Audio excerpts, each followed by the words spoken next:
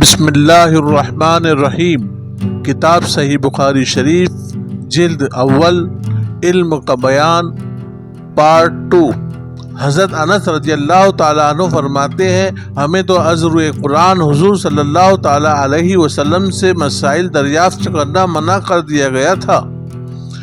بنا بری ہماری خواہش ہوتی تھی کہ کوئی عربی آئے اور کچھ پوچھے، اور ہم سنتے رہے۔ ایک دن ایک آدمی آیا، وہ بولا ہمارے پاس آپ کا قاصد پہنچا۔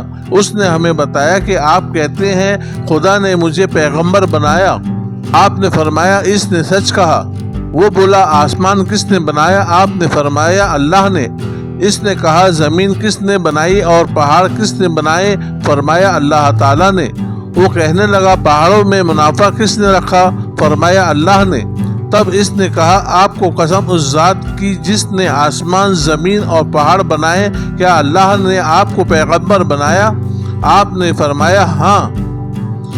اس نے کہا آپ کے ایلیچی نے ہمیں بتایا کہ ہم پر 5 نمازیں فرض ہے اور ہمارے مالوں میں زکوٰۃ ہے۔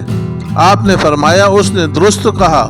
اس نے کہا آپ اس کی قسم جس نے آپ کو پیغمبر بنایا، واقع اللہ نے آپ کو اس کا حکم دیا ہے؟ فرمایا ہاں۔ اس نے کہا مجھے اس کی قسم جس نے آپ کو حق کے ساتھ بھیجا، میں ان باتوں میں نہ کچھ اضافہ کروں گا نہ کمی۔ رسول اللہ صلی اللہ تعالیٰ علیہ وسلم نے فرمایا اگر یہ سچ کہتا ہے تو بلا شبہ جنت میں جائے گا۔ سبحان اللہ۔ مناولہ اور اہل علم کا علمی باتیں لکھ کر شہروں میں بھیجنے کا بیان۔ حضرت انس رضی اللہ تعالیٰ عنہ کا کہنا ہے کہ حضرت عثمان رضی اللہ تعالیٰ عنہ نے مصاحف لکھوائے اور دوسرے ملکوں کو بھجوائے۔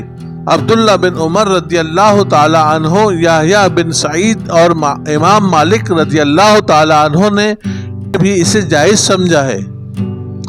بعض حجازی علماء نے مناولے کے ضمن میں رسول اللہ صلی اللہ تعالیٰ علیہ وسلم کی اس حدیث کو اپنے استدلال کی بنیاد بنایا ہے۔ جب آپ نے سالار لشکر کے لیے ایک خط لکھا اور فرمایا اسے جب تک فلاں جگہ نہ پہنچو نہ پڑھنا، جب وہ مطلوبہ مقام پر پہنچا تو لوگوں کے روبرو اسے پڑھ دیا، اور رسول اللہ صلی اللہ تعالیٰ علیہ وسلم کا حکم سب کو بتا دیا۔ حضرت عبداللہ بن عباس رضی اللہ تعالیٰ عنہ فرماتے ہیں کہ رسول اللہ صلی اللہ تعالیٰ علیہ وسلم نے ایک خط کسی کے سپرد کیا کہ اسے بحرین کے حاکم کو پہنچا دے۔ حاکم بحرین نے وہ خط کسریٰ پرویز کو بھیج دیا، اور جب کسریٰ نے اسے پڑھا تو اس کو پھاڑ ڈالا۔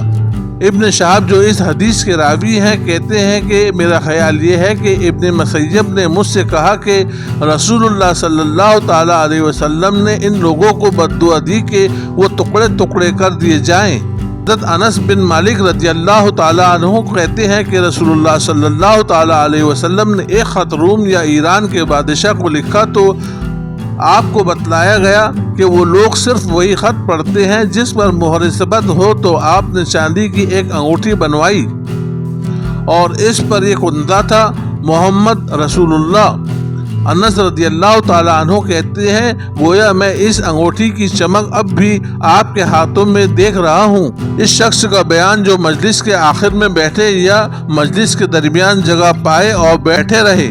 ابو واقب رضی اللہ تعالیٰ عنہ روایت کرتے ہیں کہ رسول اللہ صلی اللہ تعالیٰ علیہ وسلم مسجد میں تشریف فرما تھے اور لوگ بھی موجود تھے۔ ایسے میں 3 آدمی آئے، ان میں 2 تو رسول اللہ صلی اللہ تعالیٰ علیہ وسلم کے پاس آ گئے اور ایک چل دیا۔ ابو واقد رضی اللہ تعالیٰ عنہ کہتے ہیں کہ دونوں کچھ دیر رسول اللہ صلی اللہ تعالیٰ علیہ وسلم کے پاس ٹھہرے، پھر ان میں سے ایک نے مجلس میں گنجائش دیکھی اور وہ وہاں بیٹھ گیا، اور دوسرا مجلس کے آخری سرے پر بیٹھ گیا، اور تیسرا واپس چلا گیا۔ جب رسول اللہ صلی اللہ تعالیٰ علیہ وسلم خطبے سے فارغ ہوئے تو فرمایا کیا میں تمہیں تینوں کے حال سے آگاہ نہ کروں؟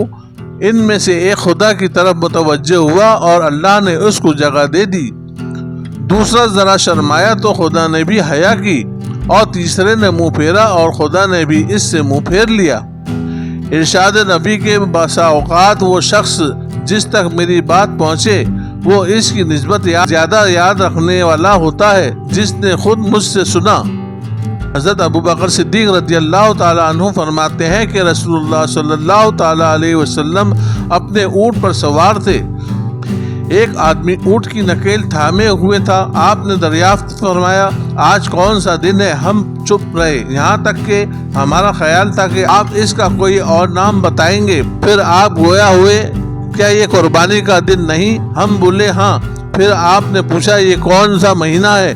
ہم خاموش رہے یہاں تک کہ شاید اس کا دوسرا نام بتائیں گے۔ آپ نے فرمایا کیا یہ ذوالحج نہیں ہے؟ ہم عرض پرواز ہوئے ہاں۔ بعد ازاں آپ نے فرمایا تمہارے خون، مال اور آبرو آپس میں تمہارے لیے ایسے ہی حرام ہے جیسے آج کے دن اس مہینے اور اس شہر میں حرام ہے۔ تم میں جو یہاں ہے وہ اسے بتا دے، اور جو یہاں نہیں ہے شاید وہ تمہاری بنسبت اسے زیادہ یاد رکھے۔ ثواب کی نیت سے اس ویڈیو کو لائک اور شیئر کرے، اور ایسے ہی معلوماتی ویڈیو کے لیے ہمارے چینل کو ضرور سبسکرائب کر لے۔ اللہ حافظ۔